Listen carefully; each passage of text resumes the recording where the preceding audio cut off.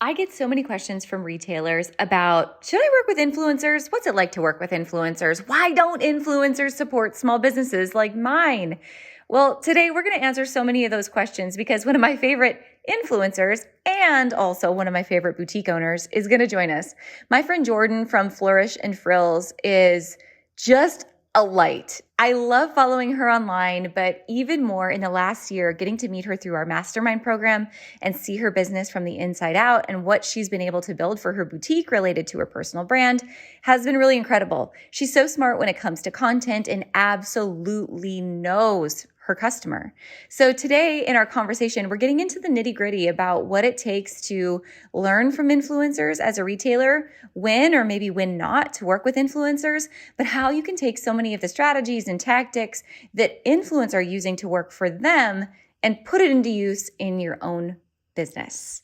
You're going to learn a lot. You're going to definitely want to take some notes from this one. So follow along. Let's meet my friend Jordan from Flourish and Frills.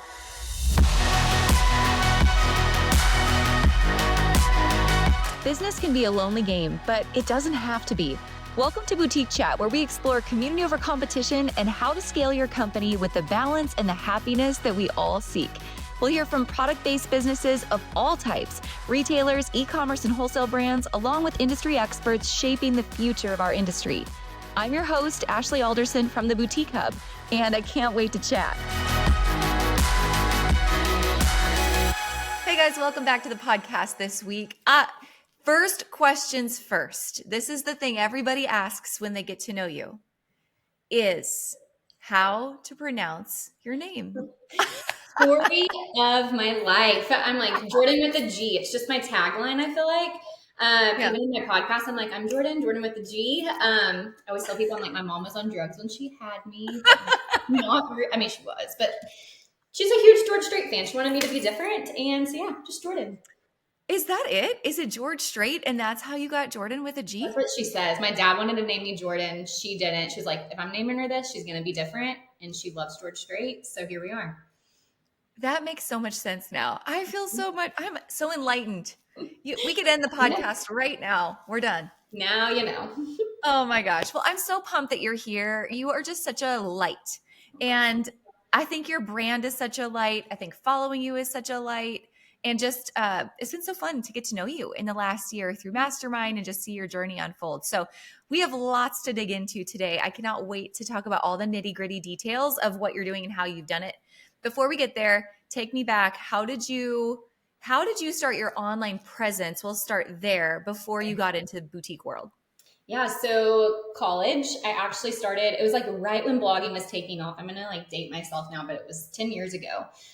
So I started my blog as like a side project in college, and my husband literally, like, we came up with the name, like Adore More with George. Like, we're going to tell all the people, like, they're going to adore like everything with me. So that was like the premise behind it.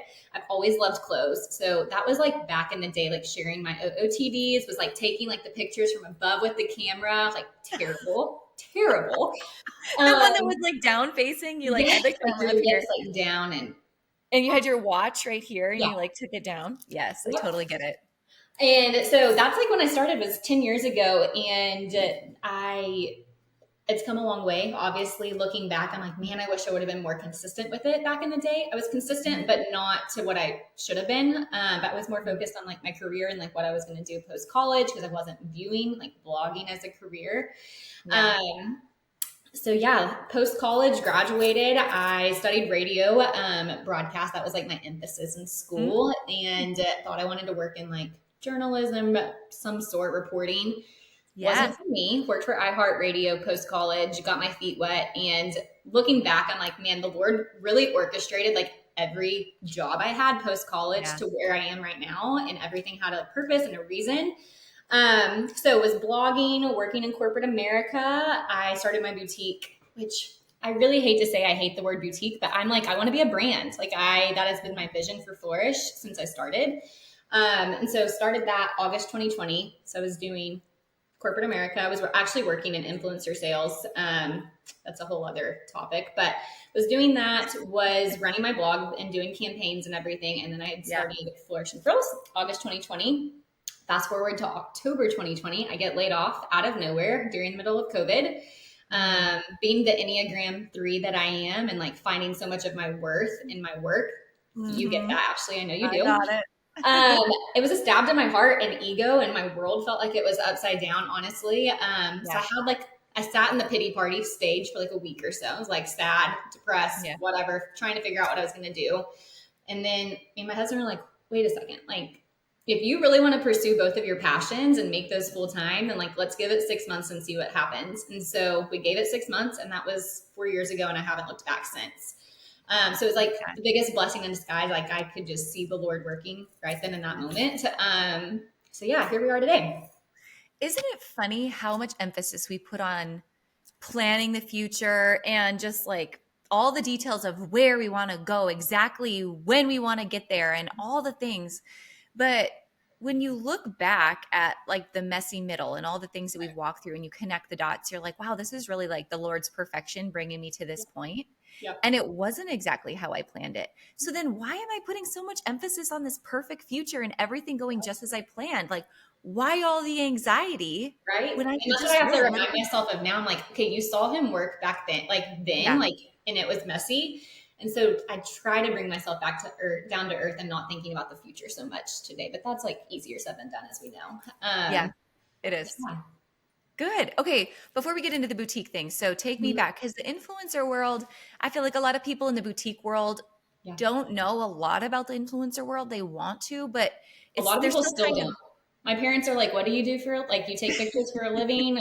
I'm like, I do.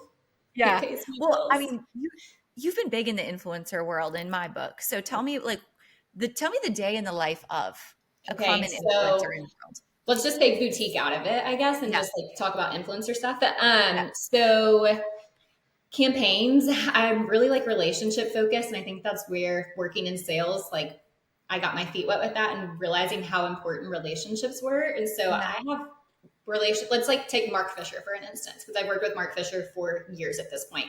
And so they will pay me for a campaign, like an Instagram story campaign, which will include like 4 clips, and there will be a flat fee on that. Sometimes there will be commission on top of it. They'll give you a code. Back then, it was really based on community and just kind of spreading the word about brands. Today, it's all about ROI. Like they want to see you converting, and that's how you're like getting those repeat brand deals, which kind of stinks because I'm like a big like community person, and that's some like I kind of struggle with that because I'm like I still think you have to have the community aspect, right, and not just be so sales. So that's a little bit about like how the partnerships work. I have a management company that like represents me, and then they'll work with like all of the brands and whatnot on the brand deal side these days, which is so nice because I don't have time to pitch, even though I do enjoy like pitching and cold calling. Yeah. So they handle all that. They handle the negotiation, contracts, and we have like our content calendar and schedule. So right now, like I know things that are going to be on our calendar come September, and like partnerships that I'm going to have for that. I think we actually have some locked down for December at this point, which is kind of Wow. crazy. So it works pretty far in advance, but sometimes there's like last minute campaigns. Like right now, literally like 24-hour notice is like, hey, here's this brand deal that we've been trying to like lock down, like a product that I already use, and they're like, can you get stories up this weekend? So it's just depends, but that's a little bit about how that works. So typically during the week, I'll carve out like a day where I'll just focus on blog stuff and kind of batch that stuff out, like campaign wise. But then I'm always present on my like personal brand account and Flourishes, but more like the personal aspect, like letting people get to know me as a mom, what I'm doing, what I'm eating, all of that good stuff, like on my personal page. So did that even answer your question? That was very long winded. I find it fascinating. Yes, that is so interesting. So I'm gonna piggyback like a common question I hear boutique owners ask, and it's interesting to hear like you have someone that represents you, how these brand deals work. Boutique owners are always like, well, how come I can't work with influencers? Like it's hard for a small business to get Yes. integrated into that process. Why is that? And how do you see some boutiques somehow finding their way in there? So I think because we've actually, from Flourish's perspective, we've just now started dipping our toes into the water with influencers. I think this is where we have to break the boundary of Amazon and like getting influencers making money from it and having the value of small businesses. So giftings, I would approach it with giftings, but you have to find your influencers and content creators that are niche for you. Just because you're gifting them product, one, don't expect them to post, because that, from my perspective, that's a pet peeve of mine, honestly. Like, don't expect me to post. I'll post if I want to post, which I typically will because I like small businesses, but a lot won't. And I think if you approach it in that sense versus like, hey, I'm expecting you to post a reel in exchange for a top, like these influencers are getting paid thousands and thousands of dollars for one post. So I think it's about how you approach it, but also finding the right influencers that tell your story is important. We've sent some product, and I've even had some influencers like purchase from Flourish just on their own.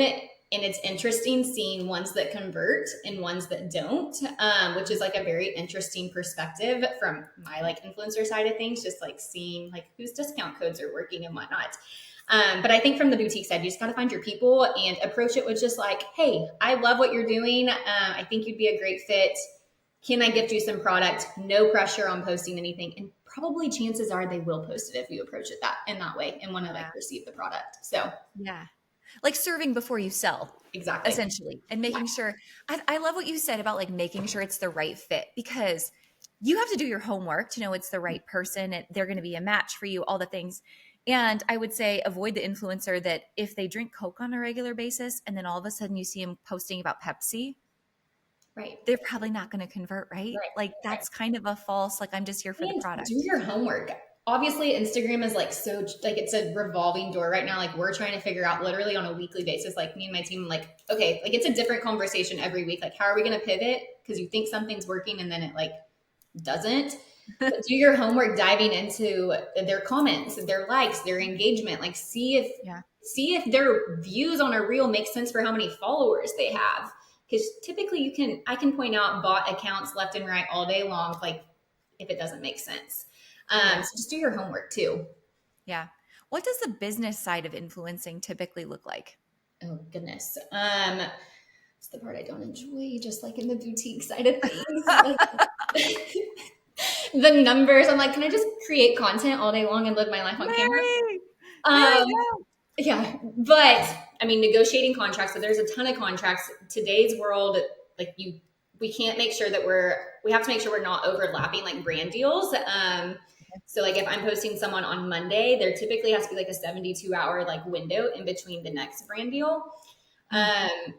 From my side of things, business wise, I try to keep it like, I hate the word authentic. I think it's overused, but authentic as possible. And I'm really trying to like, we're going after brands that I'm already using and loving on a daily basis that I'm like talking about, that I know my audience is interested in. And so approaching it in that sense, like there's been a couple of campaigns I can think of in the past. For one, I'll just like, actually, I'm not going to drop the brand name, but there's one that it didn't align with my content. And it didn't perform. And the brand was like, what the heck? Like, I don't think we got any sales from it. And I was like, we shouldn't have taken it. Because I knew better. I knew in my gut, but I was like thinking about the money, I guess. And that's terrible. But so having to train my mind about that also. Yeah. So thinking about like that business side, was that like a huge piece of why then you started Flourish? I mean, obviously it's bringing together your passions, but then you're like, hey, I've built this amazing community. I have this influence. Why not sell my own products versus someone else's? That's exactly where it came from, actually. So, I mean, I'd always wanted to work in fashion, clothing, some sort, own a boutique. I don't know. I actually worked in retail in high school and I hated it, which is quite comical. What store was it? What kind of store was it? Francesca's. Oh, hated it. Hated my life. Which is funny. So I was working with like Red Dress and Pink Lily, like just on gifting basis, because I'm like, if you can link it and like to know it and make some commission from it, then I think like that's like a selling point. So I was working with like those kind of brands. I was like, I could be doing this myself, right? And I could be finding the clothes, like I'm already selling them. So why can't I just do it on my own? And so, yeah, that's kind of where it bloomed from, I guess. I love that. All right. So one of your superpowers now, well, you have many. Let me start with this one superpower that I really love most. Your brand looks like you. The products you sell are, when I see something, I'm like, oh, Jordan would buy that. Oh, Jordan would wear that. Oh, I know I would find that on Flourish. Like you've done such a great job of really nailing your brand and your customer and the products that are going to fit her. Did that happen right away? Did it take you a while to figure it out? How did you get where you are right now in terms of that product selection? So I think that when I started, I had a vision, right? But it's hard to take that vision and make it real life. At least it was. It was something I struggled with from the beginning. And Yeah. it took me probably a couple of years, honestly, to figure out who we were. Looking back at some of the things we sold, I'm like, man, what was I thinking? Like that was so not us. Was not my customer. And there's still things like that today, right? But that are Yeah. just total busts. But you say that about like I want to be known on the street, right? Like I want someone to be like, that's a Flourish and Frills top, and that is like something I'm thinking about when I'm buying. And I think we do a pretty good job of that because I'll get messages all the time with things with bows on them. People will just DM them to me, and they're like, "This has Flourish's name all over it." I'm like, "Yes, like that is like our job here is done. Like they know Flourish." And so really thinking about something we've been working on this year is like our customer. Who is our customer? And so Charlotte Olivia, she is behind literally everything we're doing, how she talks, what she sounds like, what our marketing's like. I give the example, Cheyenne, my employee that posts like our social stuff, she was going to post a reel the other day and she was going to put slay, like the word like SLAY, like slay. And she was like, I had to bring myself back down to earth. Like Flourish, Charlotte Olivia would never say that. Like that is so not Flourish. And so like knowing how she talks and how she walks and how she dresses, and Yeah. Charlotte might have different seasons that she's in, but how do we tie all of that up with the bow for all of our different customers, but it's still being the same customer.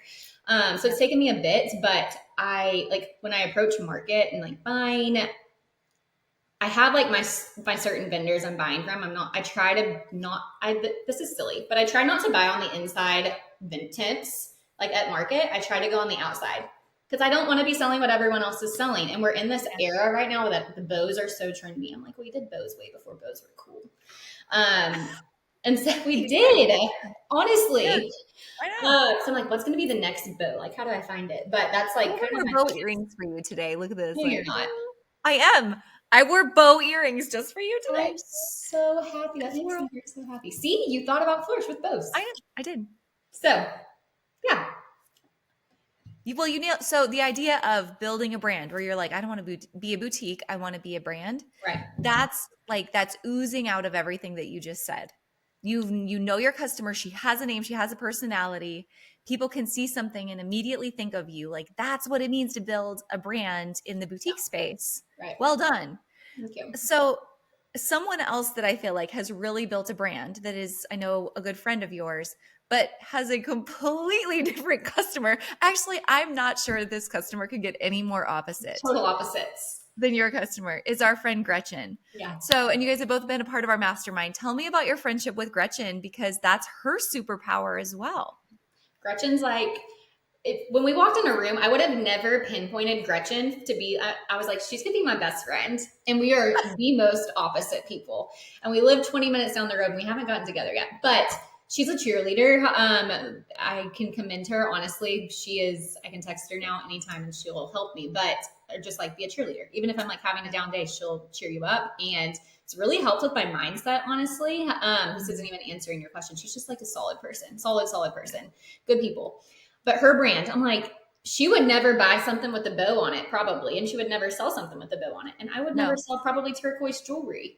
But she like knows her customers so freaking well. And so you have to commend her for that, honestly. And she's killing it. Yeah. What's so funny, so we were in this conversation the other day in the mastermind group and she was talking about, if other people are struggling, she's like, I just had to go back and gut check myself in my own business.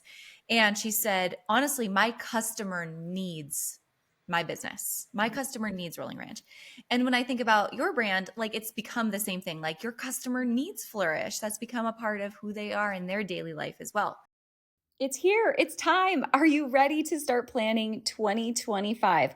Well, you might have your own day planner. You might have a Google Calendar, but let me tell you, I love planning with the official Boutique Boss Planner. The Boutique Boss Planner is a day planner that we created here at the Boutique Hub several years ago, created by boutique owners for boutique owners, and it's more than a day planner. Inside of the Boutique Boss Planner is not only your opportunity to operate with a normal day planner with your hours and your time blocks, but it's also a boutique owner's go-to resource. Inside, there's inventory tracking, social media tracking, monthly reminders and to-do lists, all kinds of information on how to host a month in review to really track what worked and what didn't in your business this month, but also a planning sheet on how to get ready for the next month in your business. even if you're going to market, even if you're getting ready for social media content, there's tools, tips, and ideas and checklists to keep you on track and organized all year long inside of the Boutique Boss Planner. So check out the link in the show notes for access to the 2025 Boutique Boss Planner, or visit boutiquebossstore.com. So another thing that I think has helped you really get there is just the way that you storytell through all of your content. So tell me about that strategy. That's like, I could talk about this all day long, literally. The content creation and storytelling is that's my favorite part. And so long-term goal would be like to be manufacturing and be like our own, like my own designs and whatnot. And so I can't wait to see what's in store, because I'm like, then we could really, really tell stories like with the collections. Yeah. But we still do that on a weekly basis. So we do 2 collections a week. This might be changing in the coming weeks, but at this moment in time, we do 2 collections a week, and they all tell a story, which burnout can happen really easily with that, because I'm like, okay, how are we going to like tell the story with content this time? But I love to make it make sense, right? Like whatever's happening, like our Memorial Day collection, it was super fun to shoot and it just made sense, but it was still Flourish, even if it had like red, white, and blue stuff in it. And so I always like to say, like, there is a difference in a content picture and a website picture. Like, we don't post our website pictures on our Instagram feed. If a new customer or new follower comes to our Instagram page, I use that as a storyboard. I want them to get an idea of who we are, in hopes that they'll follow, and they can really just like see the story and what we represent with our content. And this is something I struggle with from the Instagram capacity, because that's like where 75% of our sales come from. Like, that is our bread and butter, which makes me nervous because we don't own that. Anywho, that's a whole other conversation. It's a whole other conversation, quite literally. But where was I even going with this, Ashley? Totally lost storytelling. How else are you storytelling with your collections? Totally lost my train of thought. Well, we'll chalk it up for a good lesson and a short lesson. And moving on to the next question. So to do storytelling, 2 things have to really take place. The process of photography has to be like very well planned out, and just content as a whole has to be like, your content mapping and planning has to be solid. So start with photography first. Okay. And tell me how you plan all that out. Photography, you want to really know what we do? Because we use a tripod and an iPhone. Yes. I love simple. And so we hired Cheyenne, who's now doing like all of our social, like posting our social. That was like a huge weight lifted off of me, because I was posting 3 times a day on Instagram. Hired someone out, and I had hired her initially. I was like, you're going to help with our like shooting our stuff. And we did it for a couple of weeks, and I was like, this is not like, I can do the same thing with the tripod and the phone. And so we just went back to like the good old days of how we've always done things. And you should see me. I'm like, we need like a hidden camera, like in our content room, with me moving the tripod where it needs to go. And I'm like, it's quite comical. So we always shoot like once a week, and that is just like our shooting day. Mondays or Tuesdays, typically we'll shoot content, website pictures, try on videos. And that's all like tells the story together, I guess. Like, there's like different components, but then implementing that all into our website as well. It's like the content pictures are like in the headers, but then they're also like embedded into the product pictures as well. So obviously it's like the more times people see something, the more likely they are to buy it.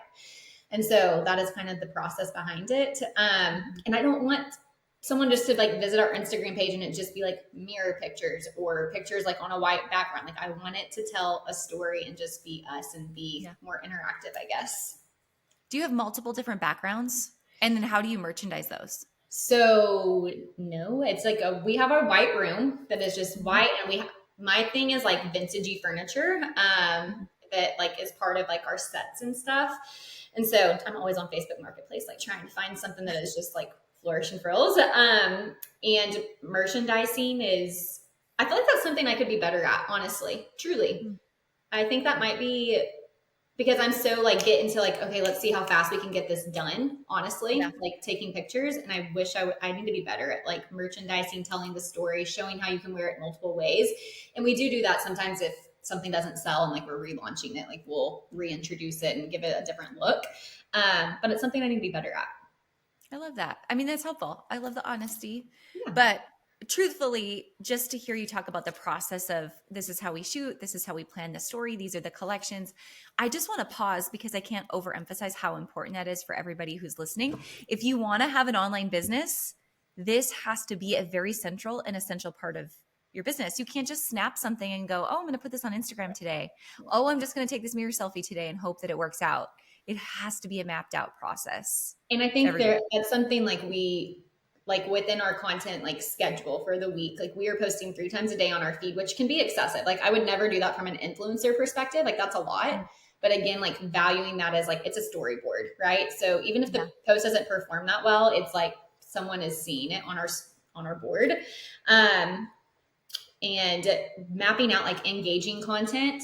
So like showing like the personal side of things, but mixing that in to make sense with like who your brand is as well.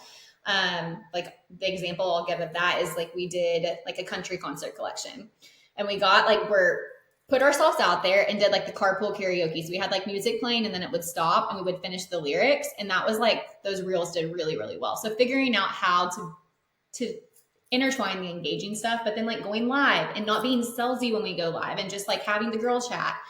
And so just really, there's all different pieces of the puzzle for it all to make sense and to work. Yeah, that's so good. Okay, take me even deeper in the content planning, because just to even think of like carpool karaoke and then you're launching a country concert collection, like those two things are brilliant together. Is there a spreadsheet? Is there a process? Like map out for me, how do you put all that together? There should be a better process probably. I am not an Excel sheet person. I mean, we have like a calendar and it's like, we'll hop on a call on Mondays and be like, this is what's happening. These are like, for instance, we're heading into Memorial Weekend right now. And I'm like, okay, this reel needs to go live Friday morning, giving like a tiny, tiny glimpse at like what's to come for the weekend of like, hey, something big's coming, turn on your alarms. And so like that kind of stuff, yes, is planned out from a weekly capacity. And like knowing when our collections are launching and like knowing we have to, like there is a method to the madness. There is, but not on an Excel sheet. It's like, we'll go live and we'll unbox stuff because people freaking love unboxings. Yeah. That's their first time to see it. Then I'm going to do sneak peeks. We're going to give sneak peeks of the entire collection. That's their second time to see it. Then the next day, they're going to get like the try on videos and the fit videos and seeing how it all fits. But then we're also like mixing in the content pictures as well so they can see it like a still photo of it. And then it finally launches and all of that kind of comes together. And so that's just like our method to the madness. Because again, the more times people see something, the more likely they are to buy it. Which I'm like, oh, I hate saying that if like customers listen to this podcast, but it's true, right? For like, even from us as a customer perspective. Psychology. Yeah. So that's a little bit method of the madness. How about the content though on your personal brand? Same thing. I mean, you've got to have calendars to map both of them out. And then how do you strategically intertwine them? So I'm always wearing Flourish and Frills, right? Like I'm always wearing stuff we sell. And I've had several like followers or customers that are like, I love and appreciate that you actually wear the clothes. I'm like, well, why wouldn't I? Like, truly, why wouldn't I? First off, I love them. I'm not going to launch something if I don't love it. And I know that's different for some businesses. Like some businesses don't sell what they would personally wear, but Flourish is me. And so I'm wearing the products and that's like, it's so silly, but I'm like wearing them leading up to them launching, like the new arrivals up to them launching. And then when they launch, people are excited about that. And so that's like kind of on stories. I'm kind of shifting my content right now. I'm playing with it because I love the business side of things. I love being a cheerleader for other business owners. And I have a lot of business owners that follow. And so kind of shifting my content right now. I'm playing with it and doing more work related stuff, but still mom stuff also. It's a hodgepodge, truly. I don't really post like styling reels or like fashion-y reels, honestly, like on my personal page. We use Flourish as that. So it's more just personal. But yeah, I do have a calendar mapping out, knowing like what brand deals are coming and whatnot in that and not overlapping the two. So yeah, that's helpful. I think there's so many, like, I don't know, what would your advice be to a retailer who's listening and they're like, okay, I've built this great following on my business Instagram account. And my personal account, like it's kind of there, but I really want to build a personal brand over there too. What advice would you give them? Show up. I have several friends that are in the midst of starting businesses. I'm like, I truly believe you cannot own an online business where it's not like a storefront or something without having a personal brand. We should all be showing up on our personal accounts. If that's what you want to do, even if you don't want to have a personal brand, show up on your business page and let the people know what coffee you're having, right? I think it's so important because people want to buy from people, even in the Amazon world that we're in. People like buying from people. And you say that all the time, Ashley. And I'm like, let them know you. Let them get to know you. Let them know if you're having a crappy day. let them know if you're having a good day. Like be as real as possible. And so I think just showing up. I've gotten the question sometimes like, okay, well, I don't have a following. Like our following's super small. That's okay. Like you have to remember who you're talking to. I even beat myself up about this, and I've been doing it for 10 years. Like I hate honestly that my following is not bigger than it is on my personal page because I've been doing it so long. But then I have to bring myself back down to I'm like, think about the people that are listening and are showing up. Pour into them. And so that's like really my why and my purpose. And people, I enjoy following people that give me the nitty gritty, right? That aren't just like giving me the fluff. And so that's something that I try to do with my content. And so I think you Yeah. have to like incorporate that as well, but just show up and just do it. Be you. Mhm. That's so good. It's kind of like, have you heard the analogy of 100 true fans? Like so often you hear people like, I just want 1,000 followers. And 1,000's like a fluff number, right? I Yeah. just want 1,000 followers. But would you rather have 1,000 followers or 100 true fans? Yep. What would be better? Right. So true. I love that. Yeah. Opportunity And for all it's of us. true, but I mean, we live in the world of like gratification of likes and followers, and it's so silly. But I think that is like I have blinders on. I do not scroll. I don't scroll. Yeah. I watch my select people that I like to keep up with. I don't look at other boutiques though, because that's when I start getting in my head, honestly, and I'll get down. And so I just know that I have to have those personal boundaries up. Even like influencers, I'm like, man, why am I not there? But I'm like, that's not God's purpose for me. This is exactly where I'm supposed to be. Pour into the people that are there, and I just have to remind myself on the hard days. Well, and I think influencing in boutique space is so similar because you could look across and you could see what these quote unquote big boutiques are doing that, and even the ones that post and say, oh, I'm making millions of dollars, whatever. And then they're not paying themselves anything. So it looks fantastic on the outside. And I think I'm in a unique vantage point because I get to see behind the scenes of so many. Right. And some are really wonderful and some just are struggling. And it is what it is. It's a season. But I'm sure influencers the same. It looks so beautiful on the outside, but are they paying the bills? So true. Some I of them really aren't. think about it from that perspective. Honestly, that's a very, very good point. They kind of do intertwine.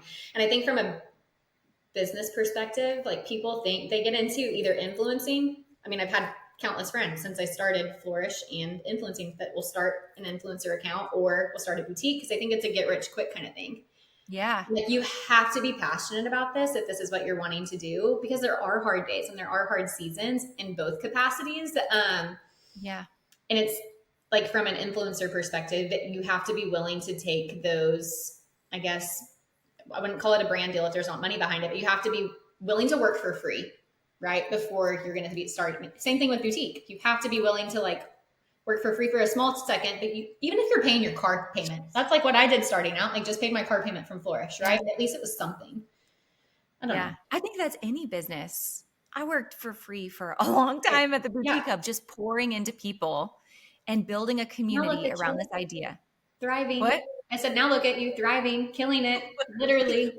There's seasons. There's seasons. Let me tell you, it's not all perfect, but it takes a long time just to build community, and then there's opportunity. But you have to stick with it and get through the hard times. Like the consistency, right? You have to be consistent even on the hard, like show up on the hard days, be consistent through the hard days. If you need a second, take a second, but you have to just get back up, right? Get back on the horse. I don't know. That's what you would say, right? Is that what you would say? You're coming over to get back up on the saddle or something like that. That's what Ashley would say. I want to see like a joint photo shoot between Jordan and Gretchen, Actually, and just see what would happen. Honestly, that would be great, engaging content. Don't tempt me. So good. Okay, shifting gears. I have a couple questions left. Let's do some lightning round questions. Okay. So first question, I give you 2 hours back in your day magically, and you work on income generating activities. What do you work on? Content for Instagram. I would batch it. I would batch the like stories. So it's so I post a lot of stories like in real time that are more the engaging. So I would batch them. So then I didn't have to maybe I could go one day without wearing makeup and doing my hair. That would be glorious. I like it. Yeah. Okay. What is the unsexiest process that has the most impact in your business? Knowing your numbers. which is something that I'm working on being better about. Like the mastermind's been so beneficial for me from that capacity. It's like, you know, your numbers, but like really like knowing like what is my profit margin, and going in like on a weekly basis with a scorecard. That is something we've gotten into a consistent routine of now. And I'm so proud of, to see like on a weekly basis, like how our numbers are varying and whatnot. So it's not fun. I don't enjoy that at all, but it's beneficial. Yeah. It's funny because I feel like once you know your numbers, and that's such a generic term, right? Yeah. Know your dollars, know your numbers, know your people. But once you do, that's what creates the freedom and the flexibility and the direction that you put into your content. Right. So True. they go hand in hand. Yeah. Okay. What's the hardest lesson you've learned in business? I think something I struggle with still is like coming from a sales background and being very like numbers, money driven. Like there can be days that you don't sell anything, right? But then it's like looking at things from a monthly perspective or a weekly perspective versus a daily perspective is something that's been really challenging for me. Again, like I'm working on like my value doesn't come from my numbers, my value comes from the Lord. And so I have to like on the slow days, I have to remind myself of that. Yeah. Enneagram 3. It's right there. It's hard to be an Enneagram 3. Oh my gosh, you're speaking to my soul. Yeah. Okay. What's the best advice someone's given you that always sticks with you? Okay, this is recent. I was recording a podcast, and I'll shout her out. She's small business, Ruth and Ralph, small like children's brand, and she said to be where your feet are, and that has stuck with me like the past couple weeks. I'm like, be where your feet are. Like if I'm momming it, be in that moment, be where my feet are. If I'm at work, then I'm at work, and be there, be present. And so I just keep replaying that in my mind. Yeah, that's so good. That one sticks with me too. I think about that one often. Yep. And so this is related. Next question. How do you set boundaries to take care of yourself and what's most important in your life, your family too? I feel like I should just laugh at that one, honestly, because boundaries are hard. Especially like I'm a new mom, like I have a 1-year-old, and I've talked to you about this. Like something I've really, really struggled with is I love to work. Like I really, really love to work, but I also really love being a mom. And feeling the guilt of thinking I have to do both at the same time, and I can do both. And so knowing like the boundary, it's okay to like send him somewhere so I can like crank it out and get work done. And then I can go home and I can be a present mama. And so I'm still working through that. It's like a battle, but knowing that boundary of like my days are so much better when I go to work and he's not with me versus when I go to work and he is with me. So that boundary of just letting go, I guess. Mm-hmm. So this is something Eric's always said to me. He's like, hey, Ashley, life's not a zero-sum game. Just because you put 60% over on one side, like at the business, doesn't mean you only have 40% left for the kids. True. Yeah. So this was a real battle for us when our kids were really small and we were starting the business and we were working so hard. And honestly, they don't listen to the podcast, so it's okay for me to say this, but our family did not understand that. I think like our parents' generations all felt like, well, if you're working hard in one, you're slacking on the other. So we had a lot of really like negative feedback. But what we learned was when you're a high achiever by nature and you want to do really well in business and you also really want to do well at home, both are naturally going to rise and excel. I love that. And that's so true. I think that's something I've also struggled with, like from the family dynamic is a lot of people think like you should just stay at home with your babies. And I'm like, there are people for that, but that's like not for me. Like I'm not fulfilled from that. Not saying I'm not fulfilled from not being like from being a mom, but I just love what I do. So yeah, nothing wrong with that at all. Okay. What is one metric you live by? Gosh, metric? Mm-hmm. Yeah. I'm not a numbers girly. It could be an Instagram metric. It could be a community related metric. I mean, yeah, I was going to say community, like thinking again, I think that goes back to what we were saying earlier, thinking about like the people that are following. That's like not really a metric, but think about the people that are following along, that are showing up, that are supporting, that do trust me, trust my opinions, recommendations. I think that's a metric I live by. I can remember like when I was pitching, like I didn't have a management company. I was pitching on my own to like brands and trying to lock down partnerships. I'm like, yeah, I might be small, but my following, like my girls are loyal. Like they have, a lot of them have been following since I was in college and kind of have grown up with me. Yeah. Like they are loyal. They are small, but they're mighty. And so I guess that would be the metric. Small but mighty Yeah, that's following. I like that. And that's something everyone should look at when they're talking about working with influencers. That right there is the Yes. engagement metric, Yes. not the following metric. Yeah. Okay, so on the flip side of that, what's one metric you wish you knew more about but you don't right now? Not yet. So we're dipping our toes into the water with ads. And so I've been learning all of the behind the scene ad lingo, like a ROAS, return on ad spend. This is like a new one for me. I'm getting better at it. So ask me at the end of this year, and I'm gonna have Facebook ads down, literally. I love it. I love it. I love seeing people on that journey. So beneficial. Okay, last question. Best advice for retailers listening. Be passionate, be consistent, show up, be authentic, but like I really don't like that word, but be authentic. Let the people know you. I think online it's so hard because right, you don't know them. I don't know half of my people. I've never met them in real life. But like my long-term goal is I want them to feel like they know me. And so how are you going to portray that like in an online setting? So Yeah, it's so good. All right. Well, bigger question at the end of the day is this. You are here not just to sell things with bows on them. Mhm. You're here for a much bigger purpose than that.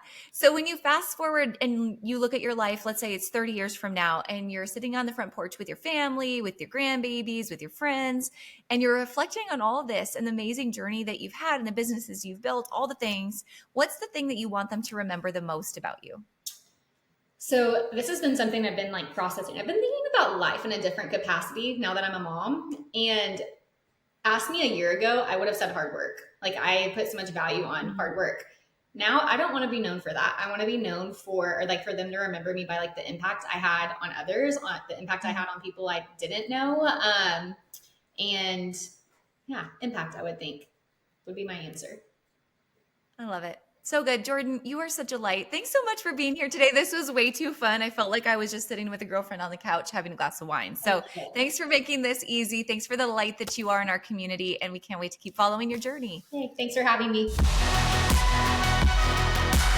Thanks for listening, guys. I hope you took away all kinds of nuggets and new ideas from this week's episode. Don't forget to subscribe and leave a rating and review. We love to hear your feedback and give you a chance to be featured on the show each and every week. For more information on our spirit of community over competition and to access guest downloads and bonuses and all the resources we talked about on the show, head on over to theboutiquehub.com and join the community. We'll see you next week.